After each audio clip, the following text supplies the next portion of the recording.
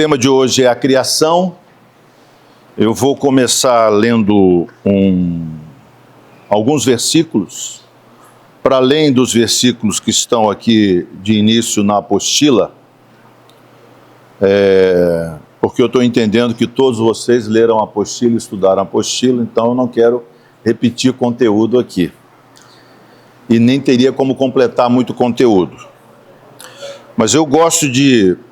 a gente muitas vezes, quando vai fazer com o costume da leitura da Bíblia, o que acontece é que a gente passa por certas leituras da Bíblia que a nossa mente decora e a gente não vê detalhes, né?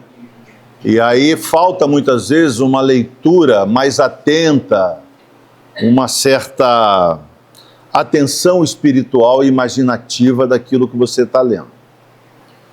O livro de Gênesis é um desses livros que muitas vezes a gente passa desapercebido. Parece que é algo que não faz parte do nosso conteúdo, da nossa dieta espiritual diária, né? Pentateuco, muitas vezes você lê algumas coisas, você possivelmente pula crônicas, porque fazer devocional em crônicas não é para qualquer um. Há quem faça, imagino que Ângelo consiga fazer e outros, né? Mas você ficar pensando em quem nasceu de quem é filho de quem, ou coisa do tipo, não é simples. Então, eu vou fazer uma leitura numa versão, que é uma versão produzida por um estudioso da cultura oriental, apenas para a gente tentar repensar aquilo que nós muitas vezes decoramos, no que diz respeito a Gênesis, né? Depois, quando eu for ler Êxodo, eu já vou ler numa versão atualizada, bem brasileira, aqui, porque nós estamos mais acostumados. Então, eu queria que vocês ficassem atentos. Eu vou ler Gênesis 1, 26 a 31, e depois 2, 19 a 20. Elohim diz: nós faremos Adam, o que vem do barro, a nossa réplica segundo nossa semelhança. Eles assujeitarão o peixe do mar, o volátil dos céus, o animal toda a terra, todo réptil que rasteja sobre a terra. Elohim cria o homem do barro, a sua réplica. A réplica de Elohim ele o cria. Macho e fêmea ele os cria. Elohim os bendiz. Elohim lhes diz: frutificai, multiplicai, enchei a terra, conquistai-a, assujeitai o peixe do mar, o volátil dos céus, todo vivente que rasteja sobre a terra. Elohim diz: eis, eu vos dei toda a erva, semeando semente sobre as faces de toda a terra, e toda árvore trazendo em si fruto de árvore, semeando semente. E isso será vosso alimento. Para todo vivente da terra, para todo volátil dos céus, para todo réptil sobre a terra, trazendo em si ser vivente. Toda verdura de erva será alimento. E é assim. Elohim vê tudo o que havia feito, e eis, um intenso bem ele viu. E é tarde e amanhã o dia sexto. Gênesis 2, 19 e 20.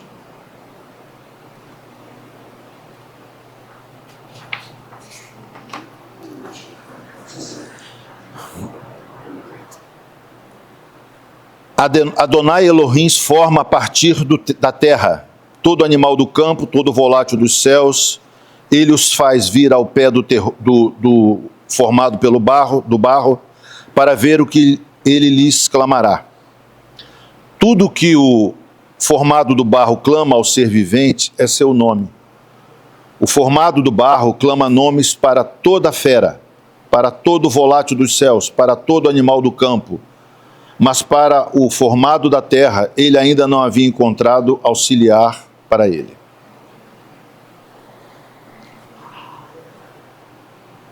Nós estamos vendo aí ultimamente, aí nos últimos 15 dias, imagino, uma tragédia ambiental em nosso país que nós aqui de Niterói que passamos por algo em menor escala no ano de 2010, e para quem sabe, quem lembra também das tragédias de 2011 na região serrana, sabe o que essa fúria da natureza pode fazer com a humanidade. E quando você tem uma tragédia como essa, várias questões vêm à mente se você tem um mínimo de sensibilidade. E uma das questões importantes é como o ser humano tem lidado com a natureza que Deus criou. Como o ser humano enfrenta suas próprias crises diante da forma como ele encara, lida e cuida da natureza. O que nós lemos nesses versículos mostram que Deus, quando criou a natureza, quando criou tudo o que Ele criou, né, o universo, o nosso planeta, o ser humano e todo o restante da criação, Ele cria e Ele dá ao ser humano esse dever, essa obrigação de fazer as coisas acontecerem. Eu queria depois conectar isso que eu estou falando a Êxodo capítulo 20, né, quando vamos ler sobre os 10 mandamentos. Vou ter que usar? Ah, tá bom. Então, desliga esse aqui ou não? Continua? Tá bom. Então, vamos... Desculpa aí.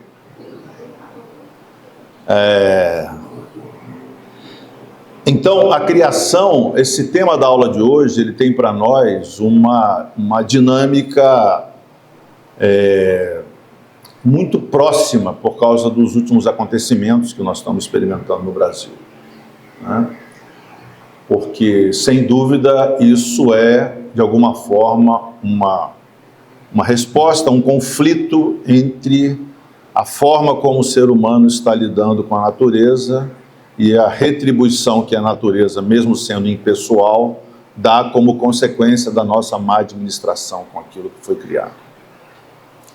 Bom, Hebreus capítulo 11, versículo 3, pela fé entendemos que o universo foi formado pela palavra de Deus, de maneira que o visível veio a existir das coisas que não são visíveis. Gênesis capítulo 1, versículo 1, no princípio criou Deus os céus e a terra. Berkoff diz que a criação é o começo e a base de toda a revelação divina, e também o fundamento de toda a vida e ética religiosa. E essa doutrina só pode ser aceita pela fé. A Bíblia, ela, nos dias de hoje, aliás, não apenas nos dias de hoje, mas historicamente, sempre passou por fortes críticas, né? Uma das partes que mais sofreu críticas sempre foi o livro de Gênesis. Numa sociedade atual que tem fácil acesso à internet, à rede de comunicações, redes sociais, mídias sociais, você vê uma comunicação fluindo com mais rapidez, maior alcance. Todos nós somos inundados diariamente com uma quantidade absurda de informações que deixaria qualquer pessoa do século, não vou dizer passado, vou dizer retrasado, porque eu também sou do século passado, boa parte de vocês. Mas qualquer pessoa do século retrasado, ou do século XIX, digamos assim, para ser mais específico, acho que nós não temos aqui ninguém do século XIX, mas qualquer um espantado com a quantidade de informações e acesso, aquilo que de alguma forma, por causa daquilo que de alguma forma conecta, interconecta o mundo, né? Que é a internet. Eu estava ouvindo um pastor falar essa semana, e aí eu não conferi a informação, porque eu não sei de onde ele tirou, vou apenas reproduzir o que ele falou, que cerca de 70% dos jovens que vão para a universidade por algum tempo desviam da fé. Um percentual retorna, um outro percentual fica permanentemente, um percentual retorna depois de um curto tempo, outro percentual retorna depois de um longo tempo e outro percentual sequer retorna. Se 7 em cada 10, de alguma maneira, se desviam, ou de alguma maneira se ausentam por um tempo, né? Isso é um motivo de grande preocupação. E é claro que, no que diz respeito à Gênese e à criação, é um dos argumentos mais fortes que muitos deles utilizam. Para nós que somos cristãos, como disse Berkoff, essa doutrina da criação, ela é uma doutrina que nós aceitamos pela fé. Mas é bom entender que essa fé não quer dizer pura e simplesmente aquele famoso salto, já ouviram essa expressão, né? Eu acho ela meio esquisita, mas é usada por aí, né? O famoso salto no escuro. Não, a gente não salta no escuro, a gente salta sabendo aonde vai saltar e como vai saltar, né? Então, apesar de ser uma doutrina que em alguns momentos, algumas perguntas podem carecer de respostas imediatas por causa da superficialidade das perguntas, nós aceitamos pela fé como cristãos que é uma doutrina válida, importante, e ela não é resultado de uma falta de capacidade no conhecimento e na ciência. Ultimamente eu tenho me preocupado bastante, pessoalmente, né, com essa questão desse diálogo entre teologia e ciência. Acho que primeiro, acho que no país chamado Brasil, e mesmo no Ocidente, é um diálogo meio desigual, né? Porque nós formamos nos seminários e nas igrejas, nos seminários formamos pastores, nas igrejas formamos líderes, né, que com seu testemunho e sua vida vão trazer pessoas a Jesus. Não há uma ênfase, não há uma necessidade de fazer uma abordagem permanente da defesa da nossa fé, né? Ela não é uma prioridade na igreja, ela não faz parte daquilo que nos chama a atenção e nos movimentamos para fazer periodicamente. Por isso eu acho que é importante quando você como cristão, também vá à busca daqueles que fazem a defesa da fé, né? Seja no contra-ataque, ou seja no ataque, né? Seja na defesa reativa, ou seja na defesa proativa, de dizer, a minha fé existe, por isso eu acredito nisso, nisso e nisso. Não quero entrar em assuntos polêmicos de ciência e fé, porque aqui não caberia, talvez a gente possa até ter um pouco disso quando estiver sentado, para ter uma troca maior aí de perguntas e respostas, mas aqui não é o momento, né? O que nos importa é que o livro de Gênesis não é um livro científico. Ele não é feito para fazer defesa da fé, né? Ele, quando é composto, quando ele é escrito e quando ele chega a nós como parte da revelação, ele chega com o pressuposto de que nós acreditamos naquilo que veio de outras gerações, né? Religião é essencialmente tradição. Religião é essencialmente passagem de bastão. Eu vi isso lá na Índia, com muita clareza. Fui visitar um templo Hare Krishna, fui visitar um templo hindu, e vi que isso é uma questão de tradição muito forte. E muitas vezes você vê que algumas religiões, elas de alguma forma se modernizam, elas se atualizam, elas dialogam com a cultura e a sociedade, mas isso não acontece na Índia. Em alguns países esse diálogo não é feito dessa forma, como nós estamos acostumados aqui no Ocidente. Em alguns países, Em algumas religiões, você sequer pode questionar o sistema religioso sob pena de morte, literalmente. Você questionou o sistema, você sofre. Eu fico pensando como é que seriam os críticos do cristianismo. Vamos pensar aqui nos pastores que criticam o próprio cristianismo, que estão aí na internet em profusão. Como é que seria se eles fizessem isso no mundo hindu, no mundo muçulmano? Né? O tempo de duração, né? O tempo de resposta é imediato. A gente sabe que há sempre grupos radicais que reagem muito fortemente a tudo isso, está aí pelas mídias espalhado de toda forma. Então, o livro de Gênesis não é um livro científico, é um livro que pressupõe que você acredita pela fé no que está escrito. Eu volto a dizer, se você quiser se aprofundar um pouco mais no estudo, tem uma coleção da editora Ultimato, em parceria com a Associação Brasileira de Cristãos pela Ciência e a Associação Kuyper para Estudos Transdisciplinares, que é a coleção Ciência e Fé Cristã. Acho que já tem uns 8 ou 12 volumes.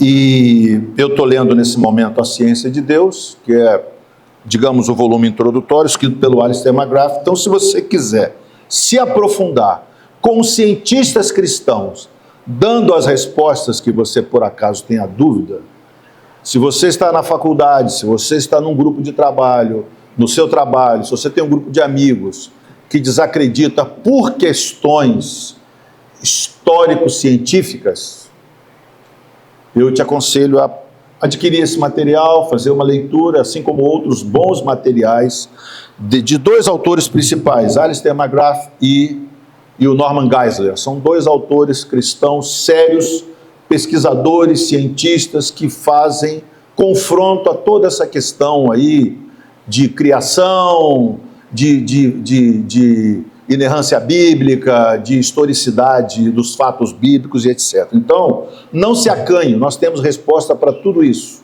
Mas eu diria a você que a ciência não tem resposta para um monte de coisa. Por quê? Porque a ciência é essencialmente o direito à dúvida e o direito a dizer errei. Ela vem se portando, principalmente midiaticamente, como uma detentora de verdades absolutas. Verdades absolutas, quem detém e deve defender é a religião cristã. A ciência que defende verdades absolutas ou verdades inquestionáveis não é ciência. Não faz parte do escopo da ciência fazer esse tipo de defesa. Agora, em geral, quando a mídia utiliza e quando confronta o cristianismo, você vai perceber que há essa postura. E há, inclusive, essa postura nas universidades. O que é um equívoco para os professores fazerem isso, né? Porque a academia deve receber todo mundo para fazer o diálogo, o conhecimento, o exercício do conhecimento, segundo a proposta acadêmica, para crescimento e desenvolvimento de uma humanidade melhor, de um ser humano melhor, que reconhece seu valor, seus direitos, etc. Bom, então, Gênesis não é um livro científico. Se fosse, deveria ser revisto e atualizado permanentemente. Por quê? Porque essa seria uma proposta científica do livro de Gênesis. Porque toda verdadeira ciência é livre dessas correntes, né? Dessas ideologias. O propósito de Gênesis também não é ser detalhista. Mas por que no sexto dia à tarde Deus já começou a descansar? Fala que é no sétimo, mas se você olhar à tarde do sexto dia, ele já estava ali meio parando, porque foi muito cansativo criar tudo aquilo. Então, não é um livro... Sextou, não é um livro que se propõe a esses detalhes, lembrem-se. É um livro escrito, transmitido há 4, 5 mil anos. Então, quer dizer, eram livros, né? Virou uma coletânea, daí vem Biblos e Bíblia, né? Eram livros que eram transmitidos como tradições religiosas, né? Começa pela oralidade, que é fala, a contagem de muitas coisas, e depois são feitos registros disso, inspirados por Deus. Então, ainda que a ciência tente se virar conceitualmente, sem supor a existência de Deus, ela sempre caminhou e eternamente caminhará sem encontrar respostas para explicar o que verdadeiramente deu origem a esse maravilhoso e complexo universo, sem assumir o conceito de Deus e de fé. Por isso lemos Hebreus 11:3. Cabe aqui uma pausa para a leitura de alguns textos da Escritura. Salmo 33:9, alguém puder ler em voz alta. Salmo 104, 24 a 26, Jeremias 10, 12 a 16. Alguém pode ler em voz alta de maneira rápida por causa do nosso tempo? Salmo 33:9. Pois ele falou, e tudo se fez. Ele ordenou, e tudo passou a existir. Salmo 104, 24 a 26.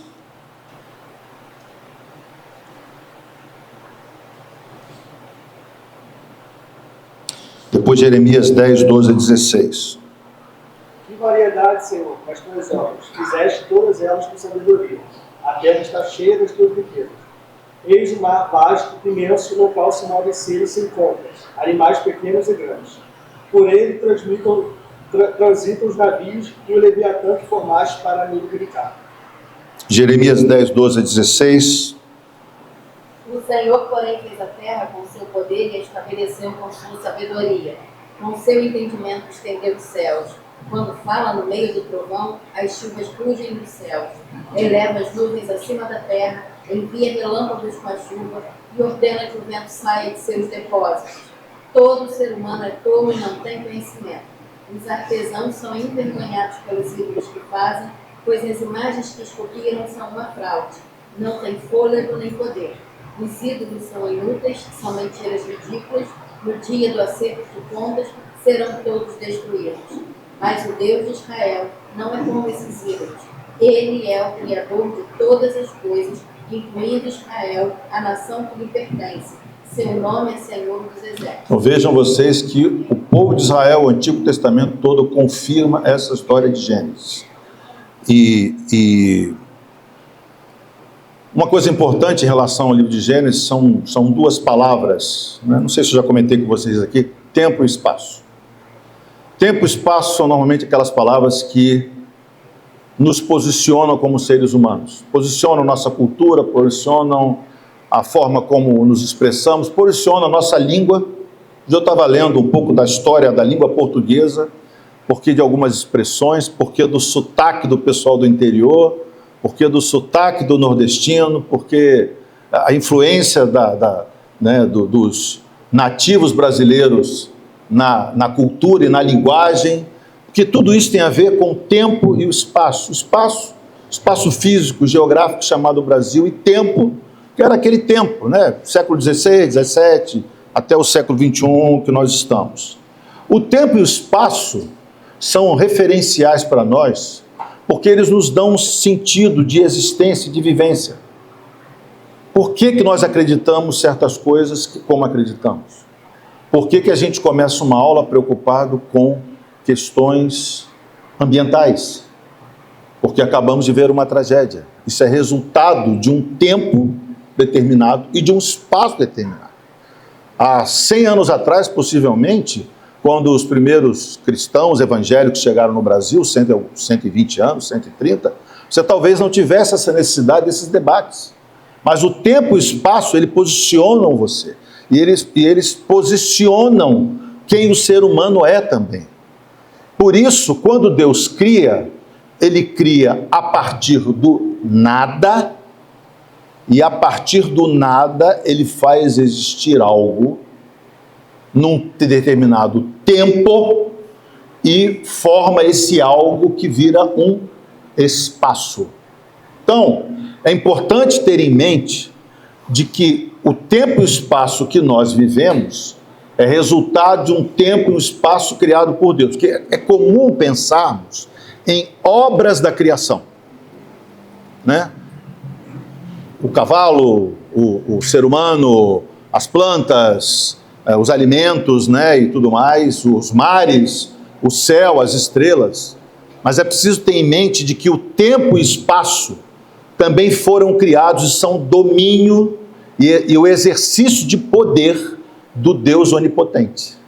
Então, por isso é tão difícil compreenderem, ou alguns compreenderem, muito menos aceitarem, a ideia de que num determinado tempo de uma história que ainda não existia, o Criador faz surgir do nada. Isso é importantíssimo ter em mente. Porque para gregos havia uma natureza por si só. Para outros, a natureza é uma extensão daquilo que o ser humano, daquilo que Deus é, né? Você já deve ter ouvido falar de panteísmo, né? Aquilo que muitos povos acreditaram ao longo dos anos, né? Porque, segundo alguns teóricos da religião, a religião, o sistema, a atenção do ser humano à religião, segundo esses teóricos, começa quando ele enfrenta os primeiros assombros em relação à morte, em relação aos trovões, em relação às enchentes, em relação às forças da natureza, que soavam muito mais poderosos do que os seres humanos que estavam no entorno deles. Então, diante disso, há uma necessidade de alguns povos, houve necessidade de alguns povos, de se expressar para com essa suposta divindade. Vamos voltar a esse assunto lá na frente, quando lermos Gênesis capítulo 20, de 1 a 17. Então, antes do princípio, o que havia? Havia, humanamente falando, nada. O que havia? Havia a trindade, né? Mas havia uma trindade, e essa trindade trabalha como? A expressão Elohim, que eu li aqui algumas vezes, que é uma expressão plural, né? Ela mostra que na criação havia mais do que uma divindade criando. E essa trindade eterna que se amava, se relacionava, se fazia promessas, se dava muito bem, e planejava não somente a criação, como também a própria redenção. O Deus eterno estava ali antes de no princípio. É preciso ter em mente isso. A Bíblia começa já lá na frente. Já tinha muita coisa acontecido na infinitude, né, da divindade, da trindade, na verdade. Então é transtemporal, pessoal em três pessoas, autoexistente, volitivo, não estático. Vamos ler João 17, 5 e 24, Efésios 1, 4.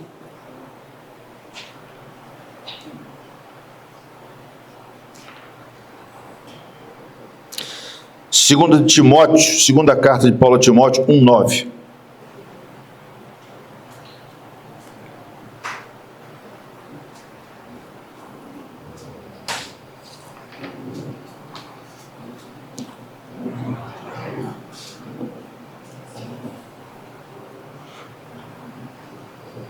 E agora, ó Pai, glorifica-me contigo mesmo e com a glória que eu tive junto de ti, antes que houvesse mundo.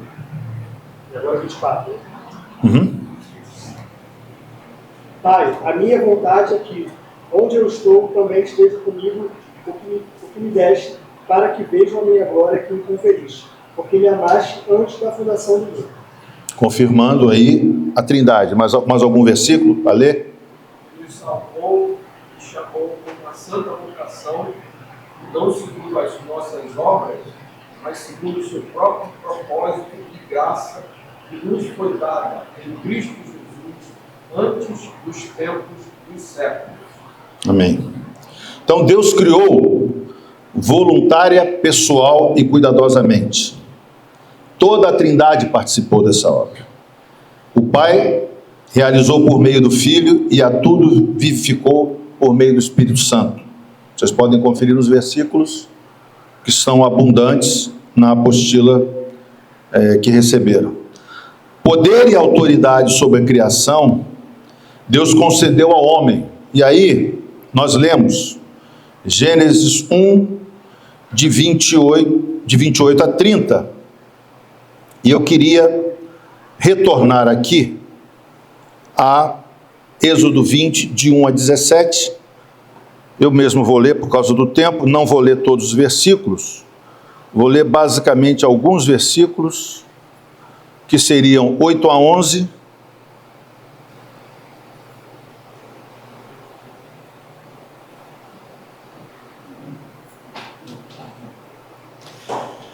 e depois o versículo 17.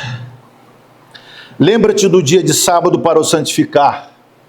6 dias trabalharás e farás toda a tua obra. Mas o 7º dia é o sábado do Senhor, teu Deus. Não farás nenhum trabalho, nem tu, nem o teu filho, nem a tua filha, nem o teu servo, nem a tua serva, nem o teu animal, nem o forasteiro, nem as tuas portas, das tuas portas para dentro. Porque em 6 dias fez o Senhor o céu e a terra, o mar e tudo que neles há.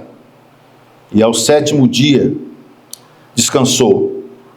E por isso o Senhor abençoou o dia de sábado e o santificou. Versículo 17. Não cobiçarás a casa do teu próximo, não cobiçarás a mulher do teu próximo, nem o seu servo, nem a sua serva, nem o seu boi, nem o seu jumento, nem coisa alguma que pertença ao teu próximo.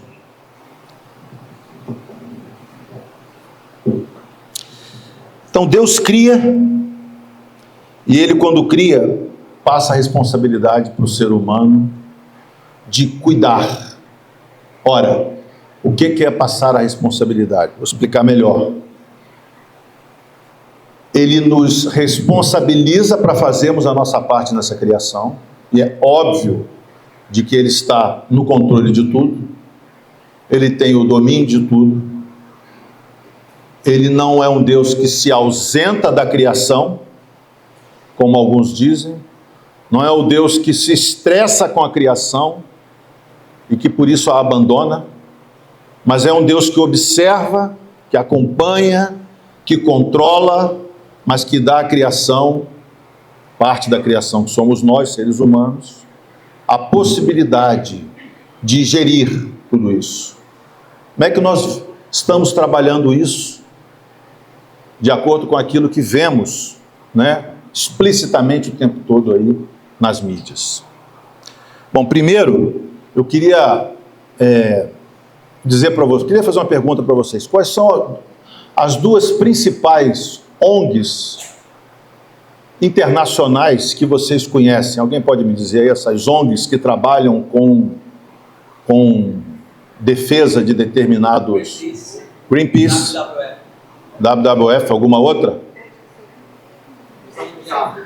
Visão Mundial, mais alguma? Samaritan Purse. Vocês viram, eu mandei hoje mensagem para o grupo, mostrando o trabalho das ONGs cristãs no Brasil.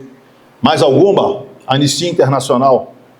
Então, algumas vezes a gente ouve dizer que cristãos não se importam com a natureza. Cristãos não se preocupam com a ecologia. Quem fundou a Anistia Internacional? Sabe de onde veio? Não. Veio de cristãos Quakers. Quem fundou Greenpeace? Fundada no porão de uma igreja, no subsolo de uma igreja. Cristãos Quakers também. Quem fundou a Visão Mundial e Bolsa do Samaritano? Mesmo cara, Bob Pierce. A Visão Mundial é considerada a maior ONG do mundo de serviço à humanidade. Considerada maior, ganha prêmios todos os anos. A Bolsa do Samaritano está lá em Porto Alegre ajudando. A Visão Mundial está lá ajudando. Talvez vocês não saibam, a Aliança Evangélica está lá ajudando. O diretor executivo da Aliança Evangélica está lá desde o começo. Então, para aqueles que dizem que cristãos não se importam com ecologia, também não conhece uma obra espetacular de um autor excelente, um homem à frente do seu tempo, chamado Francis Schaeffer, Poluição e a Morte do Homem, uma perspectiva cristã da ecologia, publicada nos anos 70, nos Estados Unidos. Publicada no Brasil nos anos 80. Pasmem vocês, pela editora dos Batistas. Que coisa, hein? Qual a responsabilidade do homem na preservação do meio ambiente? À luz da crise ecológica que enfrenta, qual deve ser a atuação do homem em relação à natureza? Que critérios de julgamento devem ser levados em conta nos projetos de utilização dos recursos da natureza? Veja, isso é um livro da década de 70. Naturalmente, se é resultado de palestra, é palestra da década de 60, que se transforma em livro de 5 a 10 anos depois. O que o cristão pode fazer para impedir o avanço da crise ecológica, a fim de oferecer uma perspectiva melhor de vida para a próxima geração? Então, mais uma vez, a gente recebe um monte de críticas sem fundamento sequer científico. Porque as principais ONGs de socorro humanitárias do mundo foram fundadas por cristãos que acreditavam que que o ser humano é feito à imagem e semelhança de Deus, e de que a criação é obra de Deus e que nós devemos cuidar dela, e de que a criação é parte da bênção que Deus deu para nós, não é só a companheira e o companheiro, não é só a família. Agora, precisamos também reconhecer os nossos erros, por isso eu fui para Êxodo capítulo 20. Os erros que nós cometemos como cristãos de esquecermos determinados mandamentos de Deus que não caducam nunca. E um deles diz que a gente deve ter cuidado com a cobiça, naturalmente, com o consumo desenfreado, que nós devemos ter cuidado com a criação, que nós devemos ter cuidado com aquilo que Deus criou. Por quê? Porque vimos inicialmente nos primeiros versículos, aqui nos versículos 8 a 11, de que Ele é um Deus, Ele é o Deus, eu não vou dizer um, eu vou dizer o Deus, e Ele é diferente de todos os outros criados pelos seres humanos.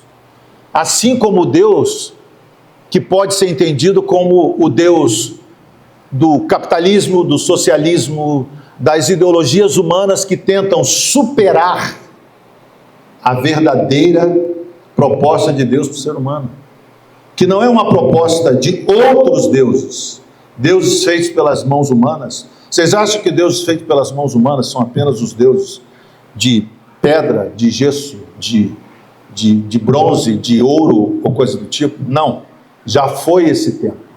Esse era um tempo passado em que isso acontecia. E ainda acontece. Mas é essencialmente o tempo atual em que os deuses são criados nas nossas mentes. Schaeffer já dizia, estava lendo o seu livro mais uma vez, dizendo que o ser humano, ele vive por aquilo que ele acredita.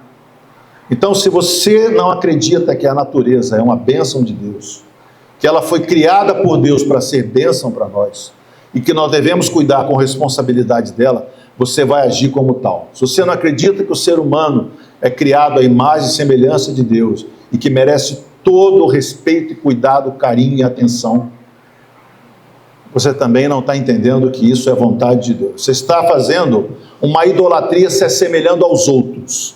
Para nós a perspectiva é completamente diferente. É de respeito, cuidado e temor em relação à criação. Doutor Ângelo, quer falar alguma coisa? Está muito calado. Bebemos. A criação foi o ato soberano de Deus, por meio do qual Ele, no princípio, trouxe à existência o universo visível e invisível, sem o uso de materiais pré-existentes, é bom ter isso em mente, e imprimiu-lhes uma existência distinta da existência dele, contudo, sempre dependente dele. Nós tem uma expressão antiga, mas do pessoal mais antigo aí, eu apenas ouvi dizer, não é do meu tempo não, que é a expressão mordomia cristã, né? Mordomia, o cara pensa logo assim, pô, o cara é rico, tem um mordomo em casa, aquele negócio todo, tal. Não, mordomia é exatamente você cuidar fazer, tratar bem aquilo que você recebe. É você receber, cuidar, tratar, reproduzir, repassar, explicar aquilo que você ouviu, que você recebeu, e aquilo vai para o próximo, com a bênção daquilo que você recebeu. Assim como você recebeu, outros também vão receber. Então essa é uma palavra um pouco esquecida, né? E muito mais esquecida numa sociedade.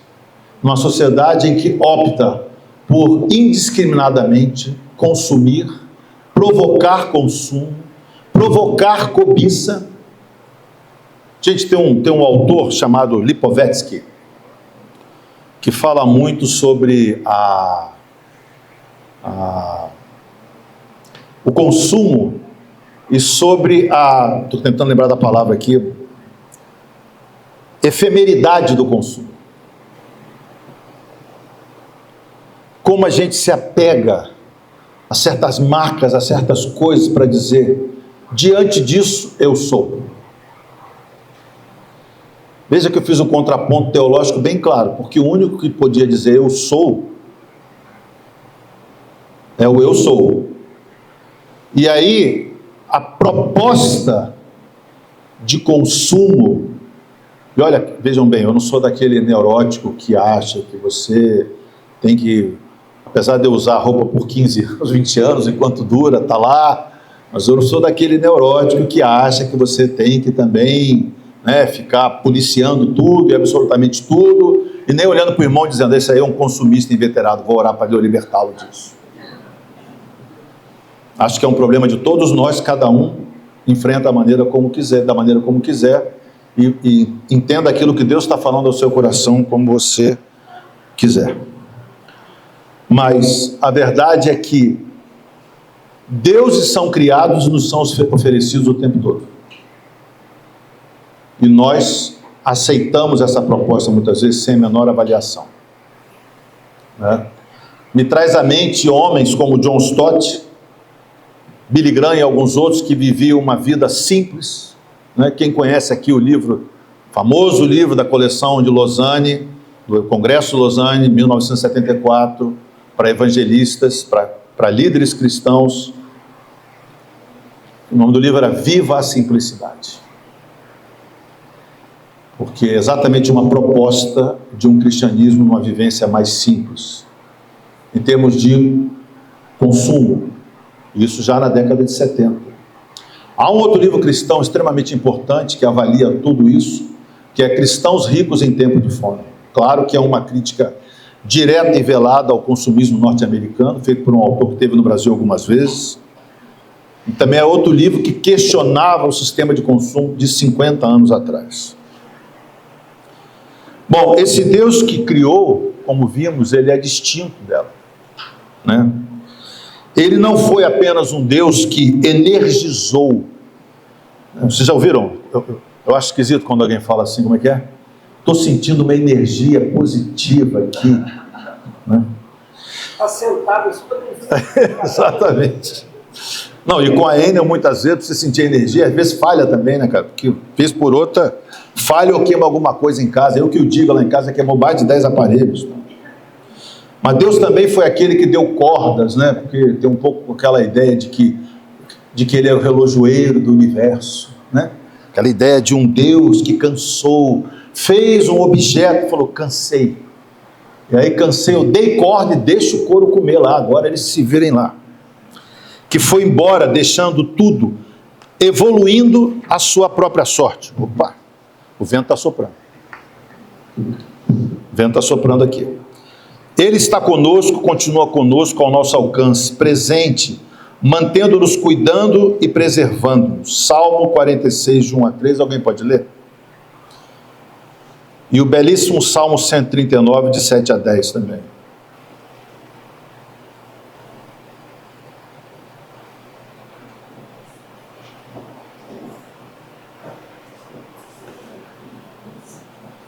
Faz-me justiça, ó Deus, e defende a minha causa contra o povo fiel. Livra-me dos homens traidores e perversos, pois tu, ó Deus, és minha fortaleza. É 43 ou 46, de 1 a 3. Mas ele também está preservando aí, está cuidando do mesmo jeito, está certo também. Mas pode ir para o 46 que é melhor. Deus é o nosso refúgio e a nossa fortaleza, auxílio sempre presente nas adversidades. Por isso, não tememos ainda que a terra trema e os montes afundem no coração dos mares. Ainda que as águas mujam e se agitem e os montes sejam sacudidos pela sua fúria. 139, 7 a 10. É impossível escapar do teu espírito, não há como fugir da tua presença. Se subo aos céus, lá estás. Se desço ao mundo dos mortos, lá estás também. Se eu tomar as asas do amanhecer, se habitar do outro lado do oceano, mesmo ali a tua mão me guiará e a tua força me sustentará. Que poesia linda. Esse salmo é um espetáculo, né? A criação é histórica e verdadeira. O relato do Salmo 136 apresenta a criação junto a outros eventos igualmente históricos. Jesus, os apóstolos e Paulo também argumentavam sempre, deixando claro que Gênesis era real e era verdadeiro. Incluindo Adão e Eva. Eram mais que verdadeiros, eram históricos, eram personagens reais. Aí você tem textos bíblicos em profusão para leitura. Por fim, Deus é glorificado em sua criação. Ele não precisava criar nada. Não criou para receber glória, louvores e adoração de sua criação, que nem havia ainda. É uma outra expressãozinha que o pessoal usa muito, que eu acho que ela, às vezes, carece de um esclarecimento, né? Que é meio que Deus precisa dos seus louvores.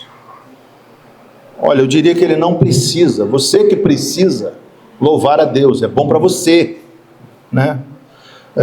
Fazendo aqui um pouco de paralelo, quando o C.S. Lewis perdeu a esposa, a Joy, né? Acho que Joy Davidman, Joy Gresham, os amigos naquele filme que o Anthony Hopkins participa, e também tem no livro, falam, quando ela está quando ela está com câncer, né? Ele recebe a notícia, alguém pergunta: você está orando para Deus mudar a situação? Fala: não, eu estou orando para mudar meu coração, porque Ele tem controle de tudo, Ele sabe de tudo. Então a gente não ora para poder trazer para Deus uma novidade que Ele não está sabendo. Nós trazemos novidade para o nosso coração e tranquilidade quando oramos, sabendo que Ele quer o melhor para nós sempre. Então Ele não criou para receber glórias, louvores e adoração de sua criação, que nem ainda existia. Contudo, a criação glorifica ao Deus Criador e, por meio dela, revela seus atributos de poder, glória, soberania, sabedoria e amor. Criou, portanto, livremente, não por uma necessidade, mas apenas pelo conselho de sua vontade. A criação é dele, por ele e para ele, e precisamos sempre nos lembrar disso. Somos parte desse projeto inseridos nele, responsabilizados nele, desfrutando dele.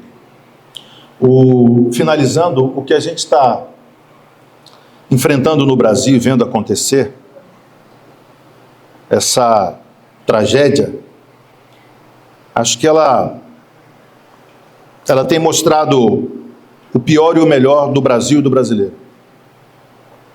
O pior pela ausência, pelas falhas, pela corrupção, pela falta de um planejamento que pense mais em pessoas. Eu estava vendo uma análise de um especialista sobre a ocupação da região de Porto Alegre. Ele dizendo que o ideal seria, inclusive, fazer uma desocupação de bairros inteiros, porque isso pode acontecer de novo. E pela intensificação dos problemas climáticos, a tendência não é mais ser de 80 em 80 anos, como foi em 1941, mas pode acontecer mais repentinamente. Essa situação toda mostra uma incapacidade do poder público de resolver problemas elementares da existência humana. Porque, segundo esse analista, muito disso aconteceu com a ocupação que aconteceu de forma não acompanhada pelo Estado, né? E nós sabemos dos sistemas de corrupções nacionais que vêm de qualquer lado, de qualquer ideologia, porque o coração humano é corrupto. Mas também você vê o melhor do brasileiro, que é gente que larga tudo, deixa tudo e vai para lá. E acho muito impressionante aquilo que a igreja, por exemplo, faz em silêncio. Eu estava pensando, por que é fácil muitas vezes fazer crítica e falar mal dos crentes? Não vou usar a expressão que muitos usam, né? Também é uma expressão do século passado. Esse século agora já não fala mais crente assim, não. Porque a gente não deve estar mostrando o que está fazendo, a gente faz em silêncio. A gente não faz, a gente não propaga o que está fazendo, né? A gente faz porque faz. É natural, é parte de, né? É consequência de uma missão que nos foi dada, porque é a missão de Deus cuidar da sua criação. Se a missão de Deus é cuidar da sua criação e a nossa missão é cumprir a missão de Deus que Ele nos deu, naturalmente, nós temos que cuidar da criação, né? Esse prédio aqui para a igreja é um exemplo disso. 2 dias para a igreja, 5 dias para a comunidade. Ele é para servir a comunidade que precisa, né? E quando a gente teve a tragédia aqui de 2010, vocês devem, não sei quem estava aqui, que lembra, a gente tinha colchões ali, me lembro que era na garagem, e era uma parceria feita com a Igreja Católica aqui da frente para alguns projetos. Mas por quê? Mas eles são de lá e nós somos de cá? Não. Nós somos aqueles que cuidamos da criação de Deus, porque nós temos um fundamento diferenciado. Nós não entendemos que a partir daqui acabou, amigo. Que se entendêssemos, fazer o quê? Nós também não entendemos, como alguns dizem, também outros que comentam erroneamente, poucos científicos nisso, de que nós só nos preocupamos com salvação e céu. Também é outra calúnia, outra mentira. Nós não nos preocupamos com salvação e céu apenas. Também com salvação e céu, e principalmente com salvação e céu. Mas não apenas isso. Porque não é isso que passa na Bíblia toda, basta ler a Bíblia. Não ler o que dizem sobre a Bíblia, não ler o que eu ensino sobre a Bíblia, o que o Ângelo ensina, o que o Roberto ensina. Mas você mesmo lê o que está na Bíblia. E você procurar o conhecimento de Deus, não apenas porque alguém fala para você. Vá direto às fontes. Vá direto à origem.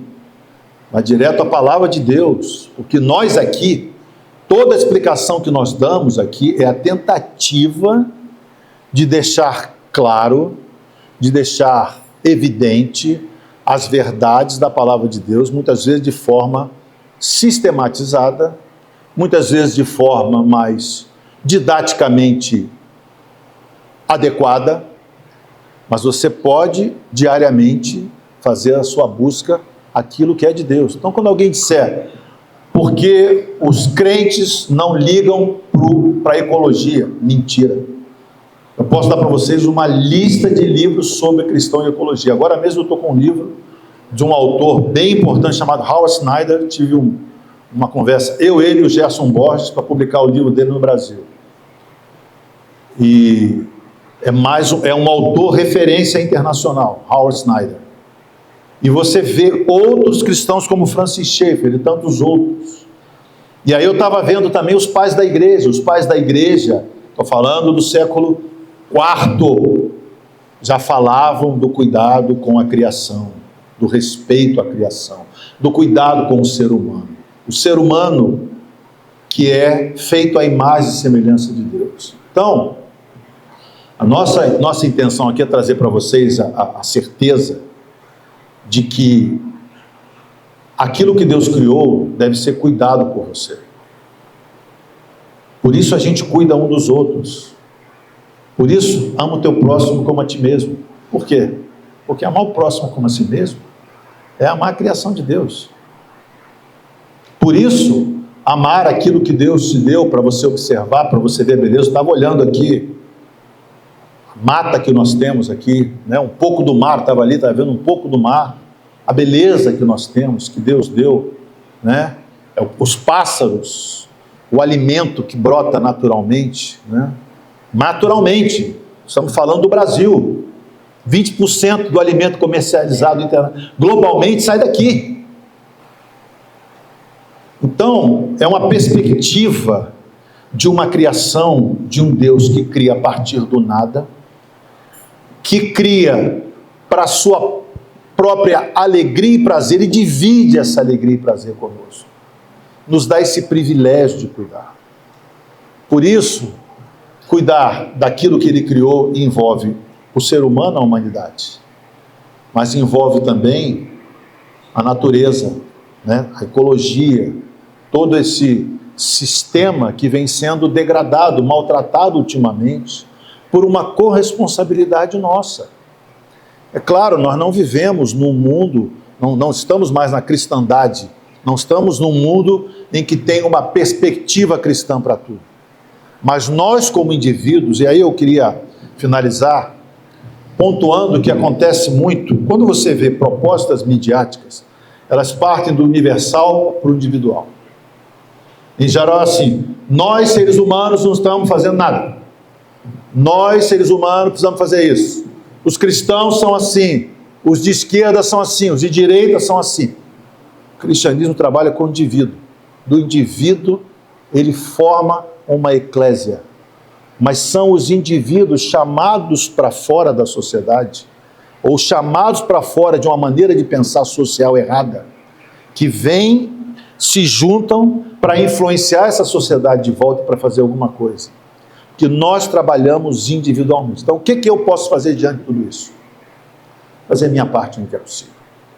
Você pode ir, vá para ajudar.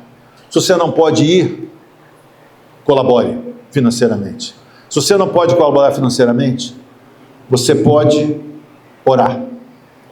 Orar você pode.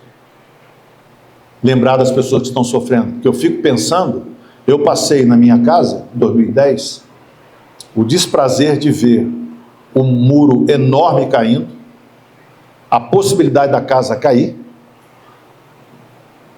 e aquilo foi inesquecível. Eu fico pensando essas pessoas que vão voltar para casa agora com tudo perdido, tudo destruído. E quando você fala da localização de tempo e espaço para essas pessoas, o tempo, eles estão ainda vivenciando o tempo dessa tragédia. Vai doer para a vida deles por muitos anos. Fora o que já está doendo agora. Mas o espaço foi sacudido.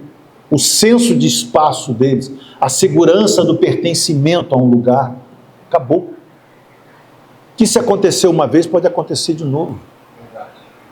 Então, é um trauma enorme, impensável para nós. Que quando temos uma perda de algo, somos assaltados. Quando somos assaltados? Nós somos assaltados por um terceiro que tira alguns objetos de nós. Mas esses objetos são retirados e nós temos o Estado para recorrer por nós. Quando eles são assaltados, que levam tudo, e que não foi o indivíduo, mas foi o Estado, a crença no sistema complica. Porque o acordo social, o contrato social é: eu pago meus impostos, o Estado me devolve. Eu faço a minha parte, o Estado me devolve. Então vocês imaginem a crise que esse pessoal de lá está vivendo, com perdas. Nós passamos por uma tragédia não tem muito tempo, a Covid. É difícil uma família no Brasil que não tenha sido afetada de forma direta ou indireta, com a perda. Muitos traumas. Foram em múltiplos lugares. Lá não. Lá é um único lugar. Uma cidade e o entorno de uma cidade. E isso é resultado. As forças da natureza acontecem. elas vêm se intensificando. E a gente é preciso estar atento a isso, né? No mais, vamos orar por eles. Estou encerrando aqui meu tempo. Doutor Ângelo? Não? Vamos orar então para terminar.